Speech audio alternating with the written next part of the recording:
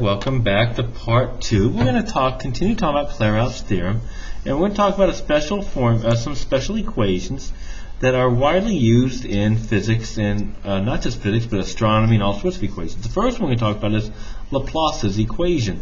Now, Laplace's equation basically says that the sum of all the partials in a coordinate system is equal to 0. And if you notice, this is kind of like if you think about energy being conserved. This is kind of an example of that. That the second order, that if we had to follow the second orders in a Cartesian coordinate system, we're going to get 0.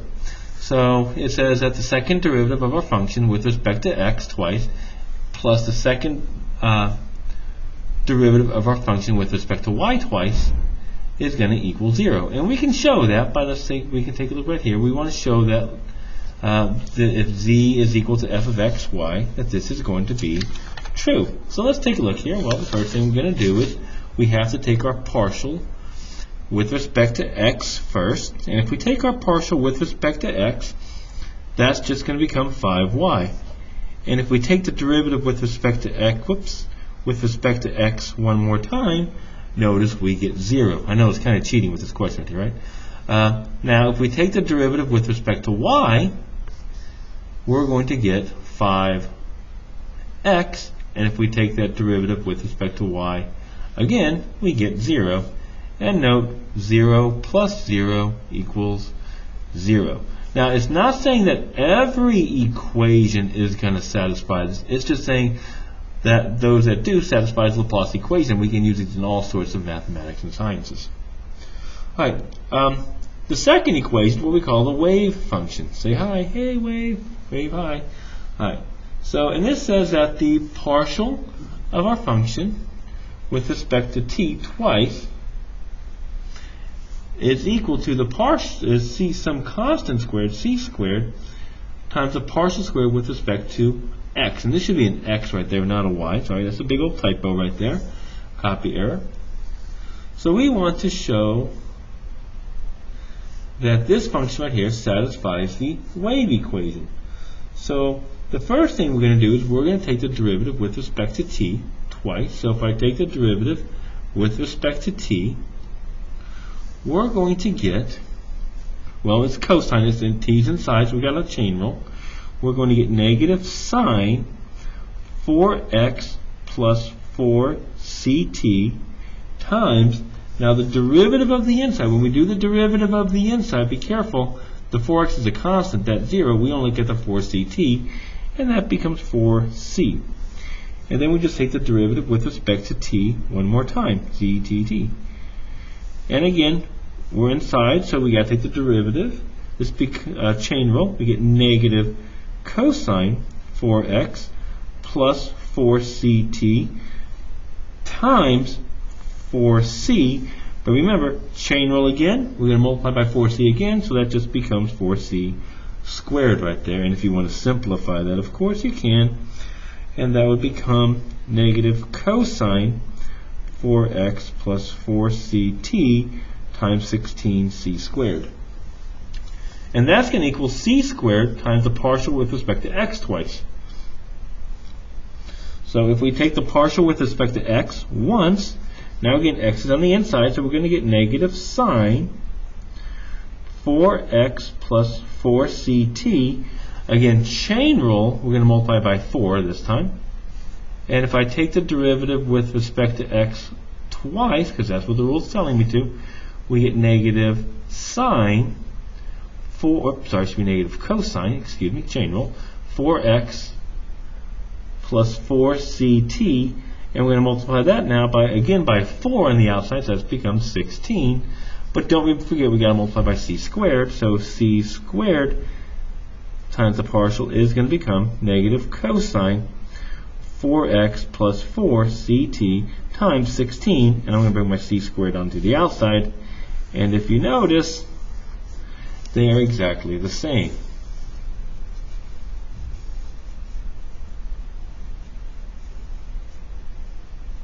Alright, now the wave equation also is used as the heat equation. All these come basically from like a from Laplace and all these great mathematicians who really applied these partials to second derivatives. Now the heat equation is actually the same equation pretty much as our wave equation, except this be partial squared z over partial again x squared, and we can go ahead and take those derivatives if we want to. So this one, but be careful, we're not taking the second derivative with respect to t, we're only taking the first partial derivative with respect to t. So if I take zt, the partial with respect to t, that's going to become negative e to the negative t times the cosine of x over c.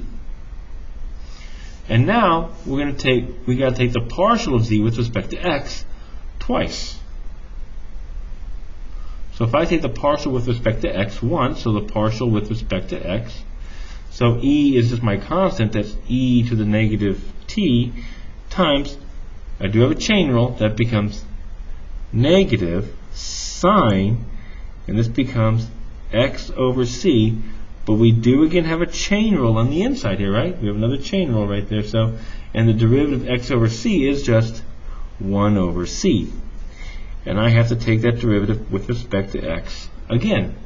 And that's going to become negative e to the negative t. The derivative of sine is cosine x over c. It's chain rule, right? So, and I got to multiply by chain rule again. Well, I already have a 1 over c, so I'm just going to get a 1 over c squared. And of course, my rule says multiply by c squared here. So if I take c squared times my second derivative with respect to x, we get negative e to the negative t times the cosine x over c. Whoops, that's a weird looking c. The c squareds just cancel, and if you notice again, they are the same. So these are just some famous formulas that we use that we have applied partial derivatives to in physics and in science and in all sorts of application problems. And we'll see those throughout the year as well. All right, I do have one more example with you, so if we can take a look at that. And that is, where does Clairouts fail? Okay, an example of where Clairouts theorem fails.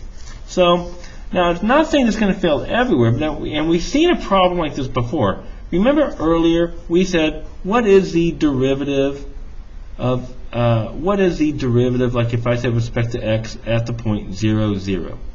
What would that be? And the problem was we really couldn't solve it because at 0, 0 the function's not differentiable. So this is not differentiable here. And it's not differentiable because it's not continuous. I mean, if I get rid of the 0 down here, it's not even continuous.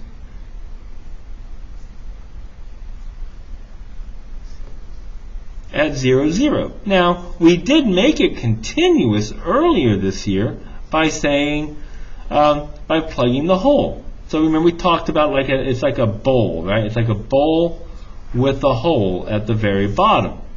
And we just plugged that hole at the exact same spot where the function is undefined, or the point where the function is undefined. And we said the only way to solve this one we had to use the limit definition to find that derivative. Whoops. The limit definition to solve that one. So, same idea for Clairouts theorem. At 0, 0, the function is not differentiable. F of xy is not differentiable. Now, therefore, Clairouts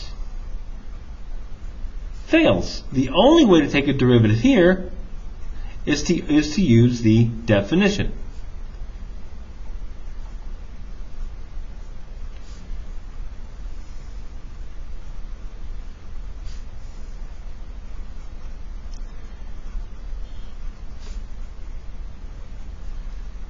It's a lot of writing. There we go. The function there is not differentiable, so we have to use the definition of the derivative to use that one. So, and we saw this on a test, I believe, and we might see something like this on a quiz. Who knows? That's a lot of fun. All right, so some things to kind of think about right here. Okay? So some things to think about. Is it possible for a function to have a partial derivative fx equals x plus 4y, and fy equals 3x minus y. Well, we're going to talk a lot about this later on next semester, but it's how we solve differentials. Actually, next unit, I think, solving a differential. If I go backwards, if I want to find out if it's possible to have something like this, I'm just going to go backwards. I'm going to integrate with respect to x. So if I integrate this with respect to x, we would get x squared over 2 plus 4xy. Now there is a constant, and this can be plus cy. It's called cy. The constant here is in terms of y, because it's not just necessarily a number, but it could just be a random y variable itself. For example, if I have something like f of x y equals 4y, if I take the partial with respect to x, it's just 0. Whether it's a 4y or just 4, the derivative is the same, it's 0. So the constant here has to be with respect to 0. Now likewise, well, what if I take the derivative here now with respect to y?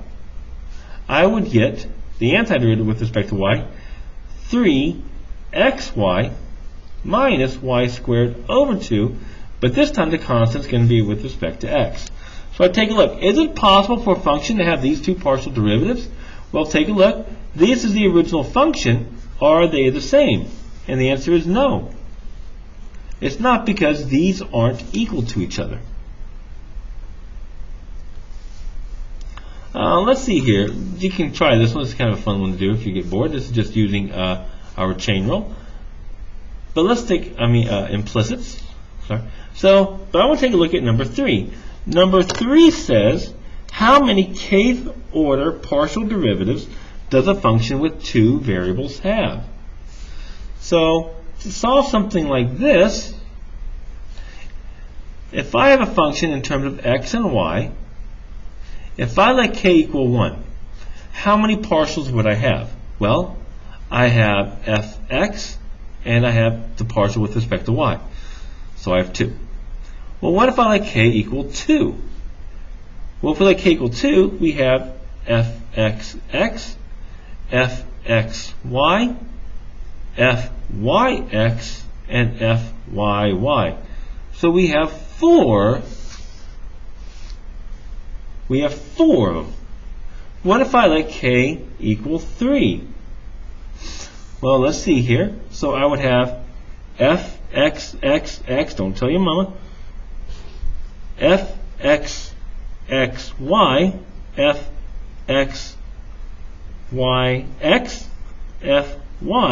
fyxx. Whew, that's a lot. I would have fyyyy,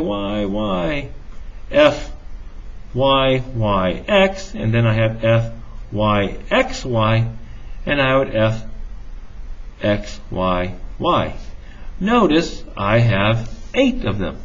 Now, I'm not going to keep going, because hopefully we recognize there is a pattern for them. Notice, when k was 1, we had 2. When k was 2, we had 4. When k is 3, we have 8. So if I have 2 variables, well, it's 2 to the first, 2 to the squared, 2 cubed, so I can just say it's just going to be 2 to the k. Now the next question is, how many are unique? And I want you guys to think about that. How many would be unique? Because, for example, if we look up here at 4, over here, these both are unique. But over here, remember, according to Clairouts, these are the same. They are the same. So we only have 2 that are unique. Okay, and we can keep kind of going like that. So how many kth order partial derivatives does a function with 3 variables would have? And see if you can answer these, and we'll take a look at those in class. Okay? All right, I'll see you guys later. Hope you enjoyed the video. Bye-bye.